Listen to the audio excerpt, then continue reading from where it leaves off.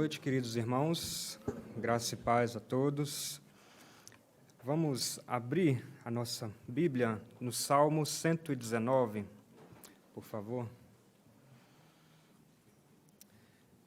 Uma alegria poder compartilhar a palavra de Deus com essa igreja tão querida. Eu já estive aqui pelo menos 2 vezes e hoje quero compartilhar a palavra de Deus com vocês. Agradeço ao pastor Maurício, ao Renato, pelo carinho, pela confiança. Então, abra sua Bíblia no Salmo 119, a partir do verso 97, por favor.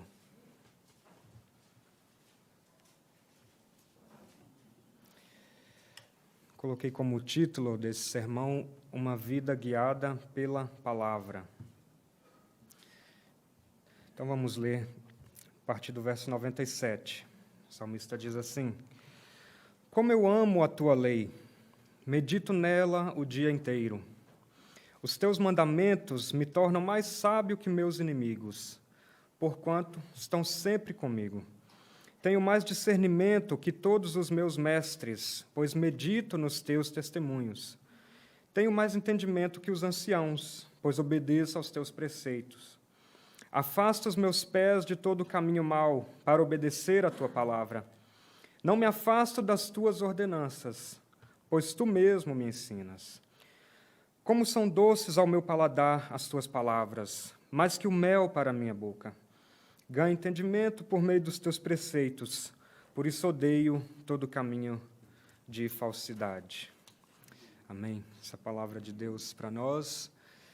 Esse texto é um texto muito interessante, porque é um texto em que a Bíblia dá testemunho acerca da própria Bíblia, não é? E ele é construído no texto hebraico de uma forma muito caprichada, muito bonita. Isso não aparece para nós no português, mas em cada seção dessa, com 8 versos, o salmista sempre abre o primeiro verso com uma letra correspondente ao alfabeto hebraico. Então, os 8 primeiros versos começam com a letra Aleph, e o verso seguinte começa com Bet, né, que é o B do hebraico. Tudo isso como uma forma de estilo, né, com capricho, mas também para que as pessoas que tivessem acesso ao texto pudessem memorizar de forma mais fácil o conteúdo que estava ali exposto. E, ao longo desse salmo, que é o maior capítulo de toda a Bíblia, nós encontramos inúmeros substantivos para se referir à palavra de Deus. Ele usa, por exemplo, preceito, lei, mandamento, ordenança, estatutos, decreto e palavra, que ele está se referindo sempre à mesma coisa, usando todas essas palavras de forma sinônima, não é? E fato é, meus queridos, que o homem precisa de uma diretriz objetiva para nortear a sua própria vida. Sem essa diretriz, ele não consegue sequer compreender quem ele é. Ele não consegue saber como deve agir. Ele não consegue entender qual é o limite da sua própria liberdade, né? E, de um modo geral, a nossa cultura pensa a liberdade de uma maneira muito pobre, como se liberdade fosse a ausência de qualquer restrição, qualquer limite, qualquer norma. E essa não é a concepção bíblica de liberdade, né? Como se a liberdade se desse num vácuo existencial, né, num horizonte de possibilidades infinitas e sem freio. A concepção bíblica de liberdade é aquela que dizem que você tem um ambiente seguro no qual você pode exercer o seu agir. Um ambiente seguro no qual a sua liberdade, ao ser exercida, não vai ferir, não vai causar nenhum prejuízo para a sua própria vida. Então, a verdade é que nenhum ser humano na Terra vive sem lei, sem norma, sem algum mandamento, algum tipo de direcionamento. E nós precisamos nos orientar a partir de algum referencial. E se o homem não quiser ouvir a voz divina, tendo ela como a referência para a sua vida, ele vai adotar algum outro tipo de referência. Pode ser os seus impulsos humanos mais fortes, pode ser o seu instinto, pode ser a moda da sociedade, né, os costumes do momento, e assim por diante. E o que está claro para nós aqui, nessa passagem, é que o salmista toma uma opção deliberada de ter a sua vida, de fato, guiada pela palavra de Deus. E essa não é, como se poderia pensar também, uma decisão que acontece meramente no nível racional. Não, mas isso é fruto de um coração convertido por Deus. E, uma vez convertido, ele tem condições de realizar a vontade de Deus. Então, a partir disso, vamos olhar mais detidamente para os versos desses salmos, vendo alguns pontos que merecem destaque. Então, veja comigo aí, o verso 97, ele abre o salmo declarando o seu amor pela palavra de Deus. Ele diz: como amo a tua lei, medito nela o dia inteiro. E o que deve nos chamar a atenção aqui é que o amor pela lei de Deus só é possível a pessoas convertidas. Esse é o primeiro passo fundamental para nós. O que o Novo Testamento vai nos dizer, por exemplo, em Romanos 8? Olha o que Paulo diz: quem vive segundo a carne tem a mente voltada para o que a carne deseja, mas quem, de acordo com o Espírito, tem a mente voltada para o que o Espírito deseja. A mentalidade da carne é morte, mas a mentalidade do Espírito é vida e paz. A mentalidade da carne é inimiga de Deus, porque não se submete à lei de Deus, nem pode fazê-lo. Quem é dominado pela carne não pode agradar a Deus. Qual é o ponto para nós aqui? O que Paulo está repetindo incessantemente? É que o ser humano, deixado no seu estado natural pós-queda, não tem condições. Quando ele fala que não pode se submeter à lei de Deus, é no sentido de não ter o poder, não conseguir por si mesmo fazer isso, de obedecer ou de desejar fazer a vontade de Deus. Isso nos ajuda a não criar falsas expectativas acerca das pessoas à nossa volta que não têm os seus corações convertidos. Porque esse é o estado que o homem dá. Esse é o diagnóstico que a palavra de Deus nos dá, melhor dizendo. Mas, por outro lado, o que o salmista mostra aqui também, e que é confirmado pelo Novo Testamento, é que é possível nós termos uma vida santa e autêntica perante Deus. A ideia que Paulo desenvolve com mais clareza é que o crente foi unido a Cristo pela sua morte, através do batismo. O batismo é esse símbolo. Assim como Cristo morreu, nós morremos para a nossa vida de pecado, o velho homem foi ali sepultado, e como Cristo ressuscitou dentre os mortos, também nós ressuscitamos com Ele para uma novidade de vida, em que é possível agradar ao nosso Deus. Então, a presença do pecado continua sendo algo real, mas mais poderoso do que a força do pecado é a força do Espírito Santo de Deus que habita em nós e que nos dá condições de viver de modo que agrada a Deus. Veja o que Paulo diz nesse mesmo texto de Romanos 8, verso 9. Entretanto, vocês não estão sob o domínio da carne, mas do Espírito, se de fato o Espírito de Deus habita em vocês. E se alguém não tem o Espírito de Cristo, não pertence a Cristo. Então, o que eu quero dizer com isso, meus irmãos, nesse primeiro ponto aqui, é que a experiência normal do crente não é a de pedir para ser o tempo inteiro purificado enquanto ele caminha na lama. Percebem? A experiência normal do crente é de viver em obediência à palavra de Deus. Ele pode tropeçar, cair e pedir a misericórdia e a graça de Deus, mas não é algo constante, uma vida de inteiro domínio pelo pecado. Isso é importante por quê? Porque o pecado é mais do que uma ofensa a Deus, que já é algo muito grave. O pecado é também um caminho de autodestruição do ser humano. Não é? E, por outro lado, a santidade é possível também. E a santidade está associada à alegria, à vida e ao contentamento. Não é? Então, nesse primeiro ponto aqui, o que nós devemos destacar é que, quando o salmista declara o seu amor pela lei de Deus, é porque ele conheceu a Deus, é porque ele teve uma experiência verdadeira com esse Deus. E isso é o que torna possível que ele possa amar essa lei. Um segundo ponto aqui, dos versos 98 a 100, ele se compara com 3 diferentes grupos aqui. Vejam comigo, o verso 98 ele diz: os teus mandamentos me tornam mais sábios que os meus inimigos, porquanto estão sempre comigo. Tenho mais discernimento que todos os meus mestres, pois medito nos teus testemunhos.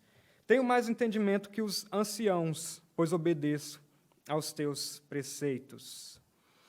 Eu não quero me deter tanto nesse ponto, mas o fato aqui é que ele se compara com 3 pessoas, com os inimigos, com os mestres e com os anciãos. Primeiro, os inimigos, né? Nós podemos pensar em inimigos como aqueles homens maus, né? E o salmista diz que se sente superior a eles. Homens que são maus, mas que são extremamente tolos. Pensem, por exemplo, na figura bíblica de Saul, um homem que enlouqueceu e trouxe inúmeros problemas para o seu reinado, para a sua família. Ele diz também que ele se sente mais sábio do que os mestres. E nós podemos pensar em homens que são mestres, pessoas bem preparadas do ponto de vista acadêmico, intelectual, mas que são, por vezes, ignorantes, que têm dificuldades de gerir as coisas mais simples do seu dia a dia. Podemos pensar em mestres religiosos. No Novo Testamento, há inúmeros relatos de homens religiosos, mestres da lei, homens que conheciam o Antigo Testamento melhor do que eu e você, e que, no entanto, não conseguiram conhecer e perceber a palavra encarnada na frente deles.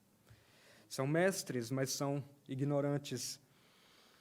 E o salmista diz também, se compara com anciãos. Isso é bastante contraintuitivo, porque nós fomos, de certo modo, acostumados a pensar que todo velho é necessariamente também sábio. Não é isso que o texto está nos dizendo.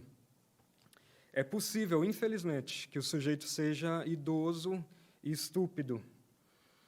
Assim como é possível também que o sujeito seja jovem e estúpido. O ponto decisivo não é nem a juventude nem a velhice, mas é o conhecimento da palavra de Deus. E por isso que eu e você, todos nós, precisamos dela. Precisamos conhecer verdadeiramente esse Deus.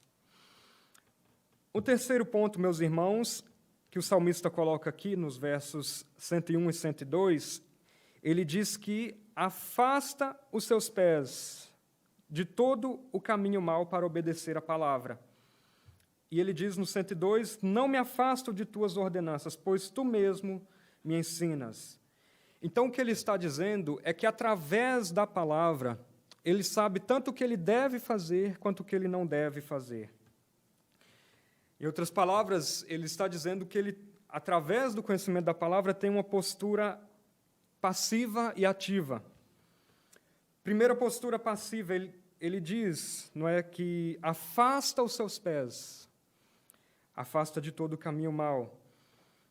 Então, ele antevê o mal e o evita. Há um texto de Provérbios que ele diz, o prudente percebe o perigo e busca refúgio. O inexperiente segue adiante e sofre as consequências. Então, o que o salmista e os provérbios aqui nos mostram, basicamente, é que o sábio é alguém prudente. É alguém que tem condições de avaliar a realidade, perceber o caminho que não presta e o evitá-lo, não seguir adiante. É como ter condições de perceber um negócio que é ruim. Não é? Você vai vender areia no deserto? Isso não faz sentido. Não é? Então, ele percebe isso que é ruim e não entra nesse caminho. Mas convenhamos, nesse exemplo que eu dei de vender areia no deserto, que é fácil você perceber que isso é ruim. Né? Mas como é que nós podemos avaliar as questões mais profundas da nossa vida?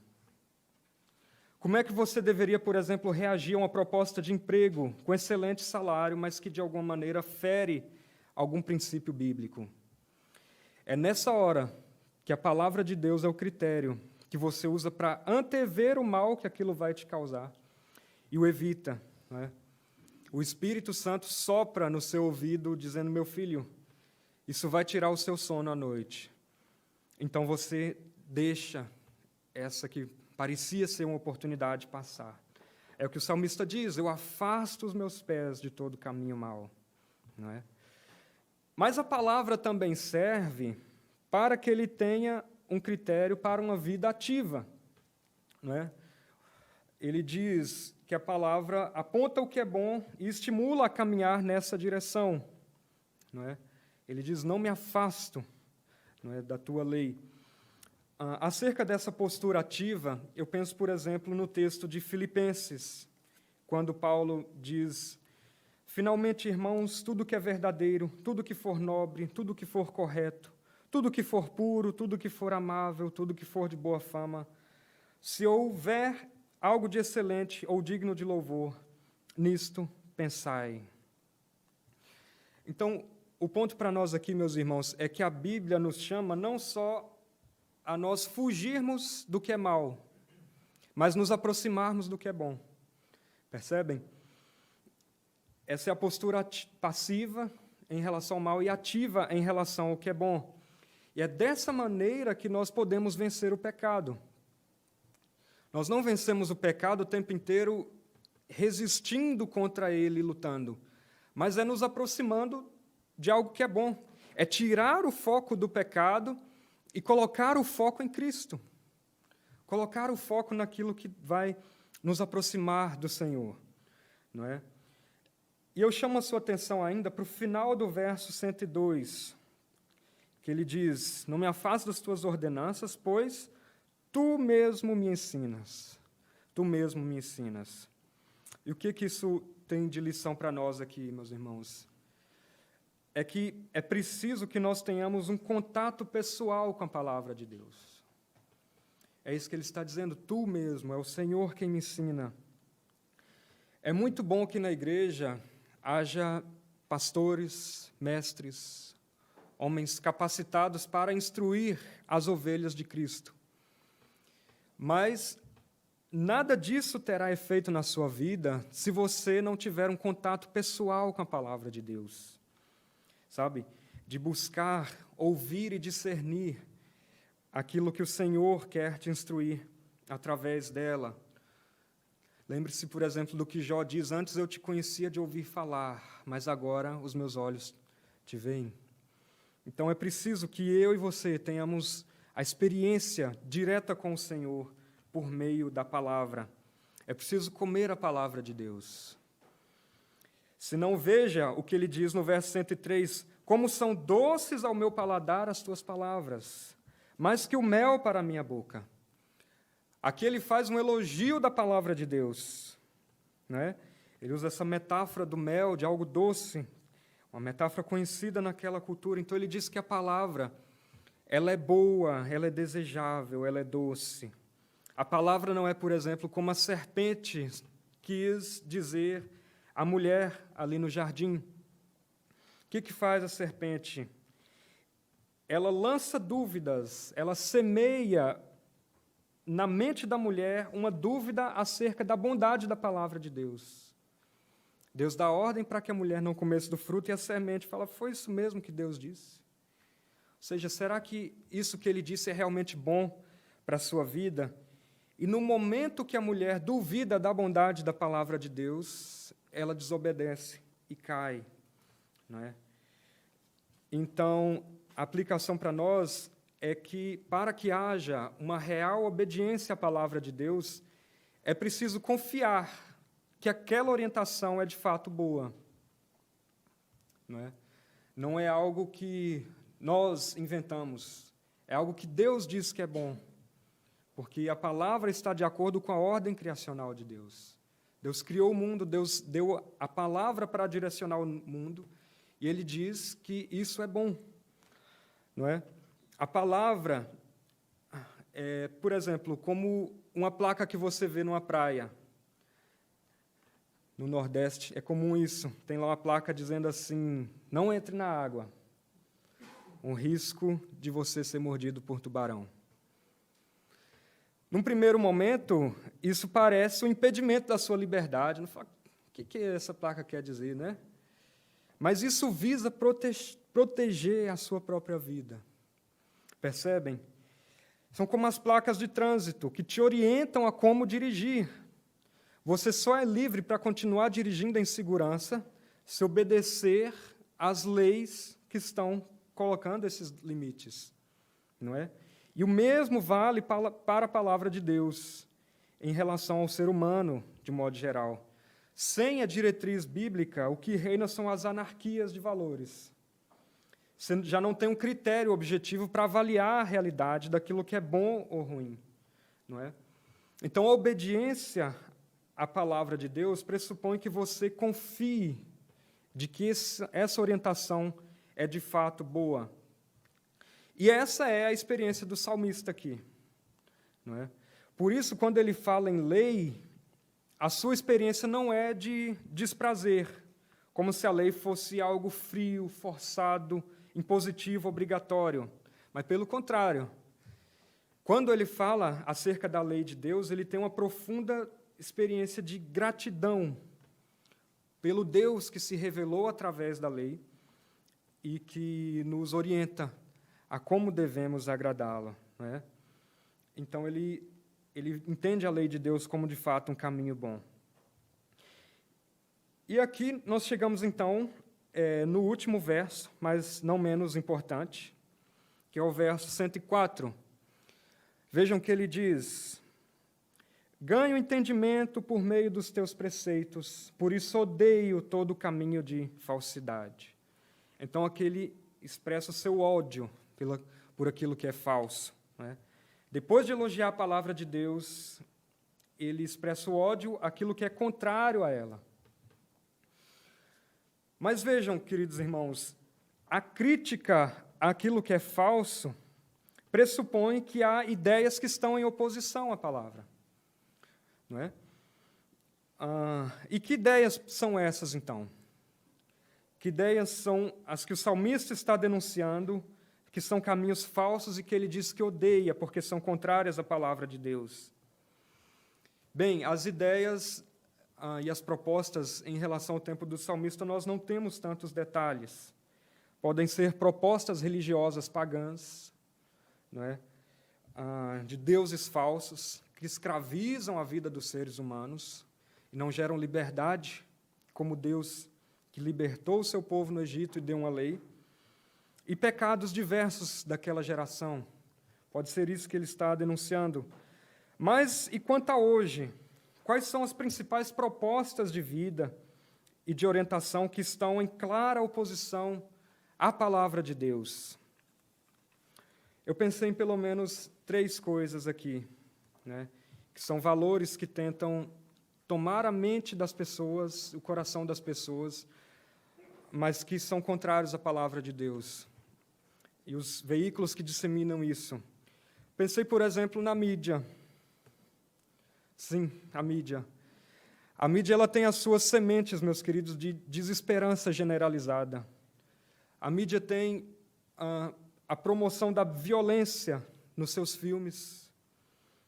Tem o estímulo da ganância pelo dinheiro, como se isso fosse trazer algum contentamento real para o ser humano. O estímulo do consumismo. Você tem que ter sempre mais, mais e mais. E isso se torna um ídolo na vida das pessoas, buscando alegria, mas sempre tendo um prazer cada vez menor com essas coisas, não é? E eu não estou com isso querendo dizer que nós tenhamos que adotar uma postura monástica, de separação completa do mundo. O Bonhoeffer, por exemplo, que é um teólogo importante do século XX, ele destaca isso, que o protestantismo tem esse aspecto de você ser santo não separado do mundo, mas em meio ao mundo. Nós somos sal da terra e luz do mundo, enquanto estamos no mundo, sem nos deixar corromper com os valores do mundo. Mas, infelizmente, a mídia tem sido, por vezes, um veículo de propagação daquilo que é contrário à palavra de Deus. Nós precisamos ter cuidado. Pensei também na música. Sim, a música. A música, meus queridos, ela é muito mais do que um divertimento ocasional na vida das pessoas. Por vezes, aquilo que está expresso nas letras ali se torna, de fato, uma filosofia de vida na qual a pessoa absorve e serve como um norte orientador para a vida da pessoa. Não é porque a pessoa necessariamente gosta daquilo, mas é porque ocorre uma identificação entre a miséria da vida que a pessoa vive e a miséria que o artista descreve nas letras. Ou se não ocorre uma identificação, ocorre pelo menos uma idealização de que aquele mundo que o artista descreve é que é o bom, e não o que a palavra de Deus diz que é bom. E eu não quis nem colocar exemplos aqui, porque o livro de Hebreus diz que há coisas que não convém sequer mencionar entre os santos, não é? Mas os irmãos conhecem bem, porque isso está aí espalhado à nossa volta. Letras que falam sobre a infidelidade conjugal, aquele amor ressentido, a idolatria do parceiro, todas essas coisas que são bombardeios contra a nossa mente, que tentam nos persuadir de modo contrário à palavra de Deus. E a arte não deveria ser subestimada no seu poder catalisador de seduzir as pessoas. A arte não deveria ser subestimada por nós cristãos. E é, de fato, uma faca de dois gumes, que tem um impacto muito grande para o bem ou para o mal, né? A solução não é acabar com a música. A solução é promover músicas boas. Por isso que nós precisamos também de artistas cristãos, homens comprometidos com o Evangelho, que possam fazer músicas que contenham os valores da palavra de Deus, não é? Eu falei bem da mídia, falei também da música, mas há também aqueles outros que são mais intelectuais que se deixam nortear por correntes filosóficas, secularizadas, que estão em rejeição e hostilidade a tudo que é vinculado ao cristianismo, não é? Há pouco tempo atrás, eu conversei com um rapaz que faz filosofia numa Universidade Federal, e a pergunta imediata que eu fiz para ele depois foi: cara, como é que você sobrevive lá dentro, né? Que a filosofia não é ruim. Nós temos inúmeros teólogos da igreja que eram também filósofos. Eu ouso dizer que nem todo filósofo precisa ser teólogo, mas todo bom teólogo precisa conhecer minimamente a filosofia. Mas, por vezes, os cristãos sofrem muita hostilidade nessas áreas das ciências humanas nas universidades. E aí eu perguntei para ele: como é que você sobrevive lá dentro, né? Aí a resposta dele foi o seguinte: ele falou que chega para as pessoas e diz assim: cara, se o cristianismo está errado, me ajuda a me convencer disso, que até hoje eu não consegui. Sabe? Alguém tão convicto de sua fé que não se deixa intimidar pelos inimigos da fé, quem quer que seja. Então, se o cristianismo estiver errado, são as pessoas que deveriam nos convencer e nos dar um caminho superior à vida cristã. Mas não há, meus irmãos, não há nada que se compare à palavra de Deus.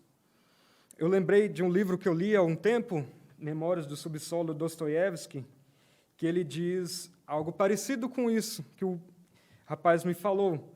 Ele diz, em um determinado momento, o seguinte: destruí meus desejos, apagai meus ideais, mostrai-me algo melhor, e hei de vos seguir. Então, o que ele está dizendo é que, se as pessoas querem nos convencer de que a fé cristã está errada, elas são tão tolas nesse projeto de tentar nos convencer que não conseguem sequer apontar um caminho melhor no qual nós deveríamos seguir, né? Porque não há uma visão de mundo tão honesta e profunda como a palavra de Deus, para nos guiar em relação à realidade. Porque na palavra de Deus nós temos uma visão abrangente do que é a família, do que seja o trabalho. A palavra fala sobre ética, fala sobre as nossas relações interpessoais, fala da sua relação com a natureza, do cuidado com a natureza, fala da sua relação com o Estado, e não há nada que consiga ter essa honestidade para nos dar uma baliza, para nós nos movimentarmos nesse mundo, que não seja a palavra de Deus. Percebem? Então não há nada que se compara à palavra. Eu, há alguns anos, li esse mesmo texto, aqui no Salmo 119, na versão da Bíblia A Mensagem, que é uma paráfrase da Bíblia, mas que tem algumas coisas muito interessantes para nós percebermos. E eu achei curiosa a forma como ele traduz o verso 104. Ele diz assim: com a tua instrução consigo compreender a vida, por isso odeio a propaganda enganosa. Curiosa essa forma, né, de dizer. Eu odeio a propaganda enganosa. Então, toda e qualquer proposta de vida contrária à palavra de Deus é propaganda enganosa. Pode vir da mídia, pode vir das músicas, pode vir de correntes filosóficas, pode vir da moda que vai surgir no mundo, mas é propaganda enganosa se não estiver de acordo com a palavra de Deus. E é interessante ainda, caminhando para o final aqui, que nós estamos falando o tempo inteiro acerca de verdades que vão nos nortear, não é? E verdade, na concepção grega, ela tem a ver com a adequação do seu intelecto ao real. É algo mais teórico do que prático, digamos assim. Mas verdade, na concepção hebraica, no Antigo Testamento, está ligada a uma palavra emet, que é uma derivação de amã, de onde vem a palavra amém. E verdade, então, nesse sentido, é algo firme, é algo inabalável, é uma rocha que serve como fundamento seguro no qual você pode pisar e não vai falhar o chão que está sobre os seus pés. Então, a herança grega que eu e você recebemos, e racionalista, tende a nos fazer pensar que verdade se dá no nível meramente lógico, teórico, em termos de ideia plausível. E a Bíblia não nega isso, mas a Bíblia amplia e expande isso, dizendo que verdade é algo no qual vale a pena viver. Você pode apostar as suas fichas nisso, que é algo seguro. É uma visão mais concreta, mais integrada. E é por isso que Jesus diz, ao final do Sermão do Monte, que os seus discípulos deveriam construir a sua casa sobre a rocha, sobre algo que tem fundamento, sobre algo que é seguro, que você pode apostar. Então, nós precisamos, de uma vez por todas, vencer também essa falsa dicotomia entre teoria e prática. Por vezes as pessoas fazem isso, como se verdade fosse algo teórico da mente, mas que não descesse para a prática. As duas coisas são importantes. É nesse sentido que o pastor Luiz Saião diz que Jesus não tem alunos, Jesus tem discípulos.